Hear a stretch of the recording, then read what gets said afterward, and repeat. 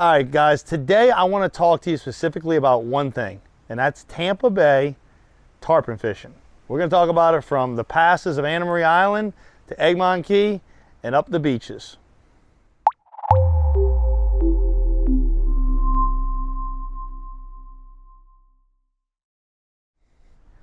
All right, there's three things I'm going to go over with you today. One's going to be rigging, one's going to be bait selection, and the other is going to be the beginner's guide on how to go about setting up and a couple tips on what to do while you're out tarpon fishing. So let's start with the rigging first of what we use to catch tarpon. All right, so there's two different types of poles we use when we're tarpon fishing. One is going to be, and you can use one strictly for everything, and I'll show you that one first, but I use two different types. One for the passes and deep water fishing, and one for the beaches and casting. Okay, so let's go over the casting one because you can use that for both. A lot of guys only buy one tarpon rod, just getting going with it, and they only want to use one rod. Okay, this is going to be, we all use Reaper rods. All my tarpon rods are all Reaper rods. This is going to be it's an 8-foot 20 to 40 weight rod. Everything I use tarpon wise, whether it's for the pass or whether it's for the beaches or casting, is going to be an 8-foot rod. So 20 to 40. This is going to be a graphite rod. Okay, and this one's got a 6,500 on it. I'll use a spinning reel anywhere between 6,500 or 6,000 and 8,000. Okay, those are going to be the kind of the range. You can go 10s on the passes. I do not. I just use a large 8. Then it's going to be lined with about a 60-pound braid. Anywhere between 50 and 70-pound braid is what you're going to want to have on there. Okay, and then from there, this rig I actually have is set up for the beach and had a cork on it. But a lot of times we'll go free lining. So either way, it's going to be a 60-pound piece of fluorocarbon leader. Okay, if I'm tying it straight to the braid and using it free line, it's going to be a 6-7 foot piece. If I'm using it on the beach, I'll tell you later when we talk about techniques of fishing of how long of a piece of leader I'm going to use. And then pretty simple down to the end, we're going to go down to a standard. Now I run anywhere between 4 to 7s, but this is going to be a 5/0, okay, Gamakatsu. I mean, not a Gamakatsu. This is a TK3 circle hook. This is what we use majority of the time. I will use Gamakatsu live hooks too. Those are made by Trocar. That is going to be my casting and beach setup. Now, when we come to the pass, okay. When we come to the pass, we're going to use an 8-foot. This is going to be a 20 to 40 weight rod too, okay? You can see the grip handle set up different. It's a little different rod. This one's got an 8,000 reel, and actually, if you washed up, it's still covered in salt from today from tarpon fishing. But this is going to be a fiberglass rod, okay? And the downfall of fiberglass rods are a lot of time they're heavy. Well, Reaper Rod came out with a lightweight fiberglass rod for us, okay? The great thing about fiberglass rods is they do not break. You can bend this thing and put as much heat on a fish as you want. And when I'm in a pass fishing with multiple boats around, remember, when we're fishing a pass or any kind of channel, we're normally going to have 10, 20, 30 boats around. And when I got those kind of boats around, I want to be able to put a lot of heat on the fish, and I want to be able to control the fish. This is the rod I'm going to go with.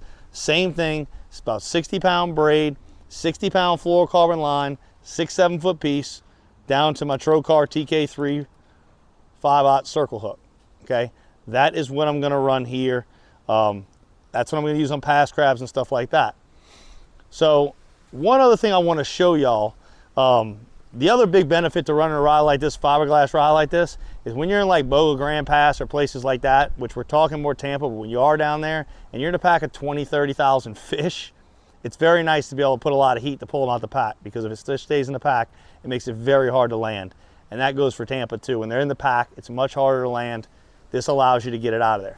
One thing I want to show you that I did not think about, so I'm going to grab it out now. Hopefully it doesn't take me too long. Right there, actually, is the types of weight we use. I do not like using clip-on bullet weights. I think the bait spins a little more. I'm not a fan of it. I don't think it's a natural presentation. So when I'm fishing a pass and I'm rigging, a lot of times I'll use these right here, and I'm going to put one on for you to show you how it works. I buy them in 1/4, 1/8, 3/8 ounce, and I didn't even think about it before I brought it out, so I want to show y'all real quick. This is a simple inline weight. Okay, these are made by, they're called pinch-on sinkers, made by Eagle Claw. Okay, simple little weight. And all I'm gonna do is put my line in it. Oh, got a bad one there. It's got a little extra tab on it. That ain't a good one. You could tell I wasn't prepared for this because that one's the first one I've ever seen like that in my life that's got a mismade on the mold. But I'm just gonna put it on the line. Tuck my line in it, and I'm gonna fold these things over. And I'm gonna pinch this right above my knot. I find that a bait works a much better way when it's set up like this than a pinch on weight that's gonna work back and forth. Much more evened out weight, more of an inline style weight, okay? That's how I'm gonna fish. All right, so now I wanna go into bait selection of what I'm gonna use and where I'm gonna use it, okay? There's 3 different types of baits I like to use to tarpon fish. Thread fins, pass crabs, and pinfish, okay? Best way to catch pinfish, we'll start with that one since it's the last one, is in a pinfish trap, okay? You get a trap, put it out on a grass flat, put you some bait into it, and leave it for a couple hours or a day and catch you a bunch of pinfish. Best way to catch pass crabs, I'm not even gonna let you know that. I'm gonna let you watch the video with the link down below of how we catch pass crabs. We did a video of that right here in Tampa Bay, showing you how to catch pass crabs. The third bait is gonna be thread fins. And being that we're in late May right now, a lot of what we're using is threads. Thread fins we catch on what we call a sabiki rig. Okay, we're gonna go to bridge pile and stuff like that and sabiki, and sometimes we catch pinfish that way too, but that's how we're gonna catch thread fins. And I like my thread fins to be somewhere between 4 and 5 inches long. Sometimes smaller is better. And you'll find that a lot with tarpon fishing, that sometimes the smaller bait you have, the more bites you get. All right, so now I want to talk with you on how to start tarpon fishing. You want to get into it, you went and bought a rod and reel, you know how to catch baits now, you're going to have your live well loaded for whatever you want to do, okay? There's 2 main ways to catch, well, actually 3. 3 main ways to catch tarpon in Tampa Bay. We can pass fish, we can bridge fish, and we can beach fish. Those are our 3 main components. And we'll do the same thing, we'll start from the bottom with the beach fishing. So beach fishing, one thing you want to make sure you do when you're beach fishing is make sure you give the other guys on the beach with the tarpon a lot of room. When I say a lot, I mean at least 100, 200 yards you want to give these guys. You're not fishing like you are past tight together, and by fishing tight together a lot of times, you'll spook these schools and nobody will get a shot at them. So a lot of times what these tarpon do on the beach is they work in or out away from the pass, okay? So they're either working up the beach or down the beach. They're not moving around up and down the beach. They're going one way or the other at that time. And what you want to do is find a set of these fish rolling or something like that and see what line they're on, what depth. Are they at 12 feet, are they at 20 feet, are they at 8 feet? Where are they running up and down the beach? And they're usually going to run in a straight line like that up and down the beach. So at that point, you can set up on the beach somewhere and look on your side scan, which is a huge component of what we do. Side scan has been a game changer for catching tarpon in every one of these scenarios to see the fish. So if they're not up high and rolling, the side scan will allow you to see them 60 to 80 feet out on both sides. So if you don't have that, I highly suggest that's one thing you add to your boat to tarpon fish. So these fish are going to move up and down the beach. Well, the one thing you want to do is be in front of them. You want to get in front of these fish, be in front of them, get baits out, okay? Most of the time we do this, we're going to do it on corks. And what I try and do is, let's say I got 12 feet of water, I try to have 6 to 7 foot leader. If I got 20 feet of water, I try and have 8 to 10 foot of leader below it, which makes it hard to cast, but that's a lot of times what you need to do. Right now, threadfin are working really good on the beach, but also pinfish work and also crab work. It's kind of matching the hatch. Look at what other guys are doing. Look at what's on the beach. The beach I'm fishing right now is loaded with threadfins. You can see them flashing all over the place. The reason why we don't use pilchards and we use threadfins is because threadfins have more of a flash. So when you're fishing these tarpon in deeper water, a lot of times that threadfin will throw that flash and grab that tarpon's attention. So that's kind of how you're going to beach fish them, looking up and down the beach, but try not to chase the fish, because if you get into a mode of chasing fish, you're not really going to catch them. You're going to see them roll, you're going to go run way, way, way down the beach, and if you don't get in front of that set, now you're playing this game around where you can really just get on the highway, I call it, that these fish are on. They're going to be on a highway and just kind of sit there and wait them out, and these schools will come past you one after another. The average size of these schools can be anywhere from 10 fish to 30, 40 fish. And sometimes I've seen them as big as 70 and 100 fish on some of these beaches. So that's going to be the way to kind of get started beach fishing. If you don't know what you're doing, a lot of times the best thing to do is go out there and spend some time away from a lot of the other guys on the beach fishing and watch and learn. It's a great way to learn. It's how I learned a lot. I'm not an expert at this yet. This is something I've only been doing for a year or two, and I've had to learn as I go on it. Obviously, I have a lot of fishing experience, which has helped me roll it over to that, but I'm still learning. And look, a lot of these guys have been doing it 10, 12 years I see out there. You can tell they're still learning. They're still learning these patterns. So that's what makes the tarpon so cool. It really is. So now let's talk about fishing a pass, okay? There's two ways I've seen it done, and I don't know if one way is better than the other. I've seen it done where guys go in and they set up, they find the fish in the pass on their side scan or on their down scanning image, and they set up on the up current side. Remember, that fish is going to have its head facing into the current, catching the bait coming by. They set up on the up current side. Depending on how hard the current is how much weight they put on their free line, like I showed you with the pinch on weights, or whether they free line it, pinch on weight, or even heavier than that, depending on how much current they have and what the depth of the fish is sitting at.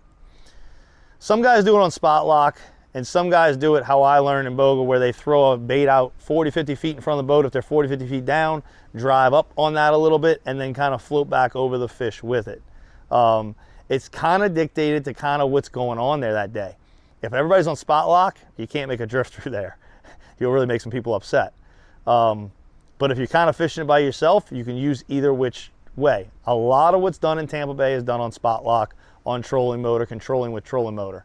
As to where south of here, it's not. It's all done fully on the drift. So that's literally what you're doing, is going in the pass, finding a set of fish, getting in front of it, and this is where you're going to have to learn how far to get in front based on how much current you have, and then how much weight do you need on that hook compared to how much current you have there to get it in front of it. Because the ideal goal in a pass is just to get that thread fin or that crab in front of the face of that tarpon. If you can get it 2 3 feet in front of his face, you have the best opportunity of getting eaten. Now let's go to bridge fishing. Let's talk about the old famous Skyway bridge. Okay, this will be the last subject on this matter. The Skyway bridge is one of the most notorious bridge for tarpon. And it's a lot of tarpon are caught there every year. It has been slow to start the 2024 season, but that doesn't mean anything. There's multiple ways to fish this bridge. On an outgoing tide, I will get next to the bridge legs, and you'll learn which ones are better. There's certain areas of the bridge that are better than other areas, I find. And you're going to sit there and you're going to pitch a crab back on these rig legs, or in between these rig legs. What am I saying? Bridge piling legs. That's my Louisiana in me. They're not rigs, they're bridges. These bridge piling legs, and you're going to pitch on it and let it float off and free line it back off of there.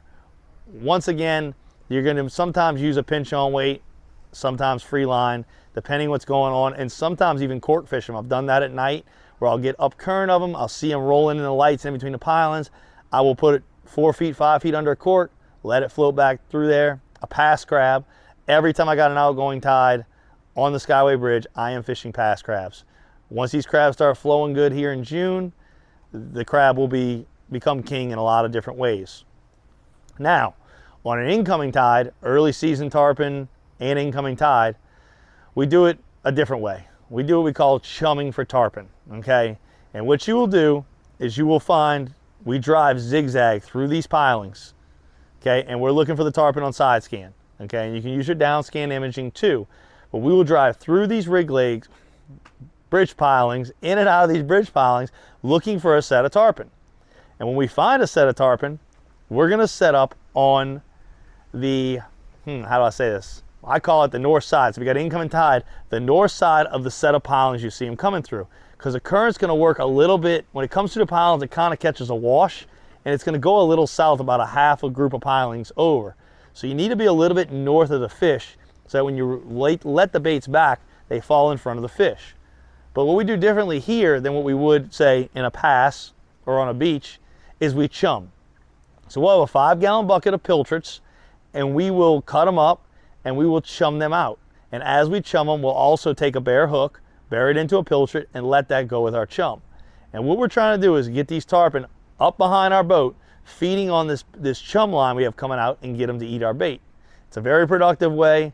but also very dirty and a lot of work to prepare for. You have to go catch a lot of bait, and you really need 2 to 3 guys to make this happen. Really 3, 1 guy chumming and 2 guys letting lines back. But it can be a very successful way to catch tarpon.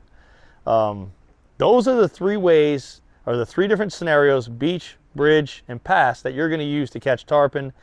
And I hope this video helps you catch more tarpon. You're gonna watch us implement these ways throughout all of our videos through the 2024 season you're about to see. And we got quite a few coming. I think we got at least 5 coming in the works right now.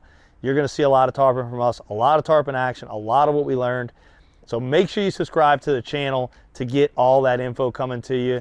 It's full-blown tarpon season. If you got a chance to get out there and learn this year, tarpon's a small window. It's a May to July thing. So now is the time to get out there and learn, and I hope I see you on the water. And if I do see you at a marina or on the water, make sure you stop by, say hi. Any questions you got, anything, I'm always friendly and open to talk to anybody about anything to do with tarpon.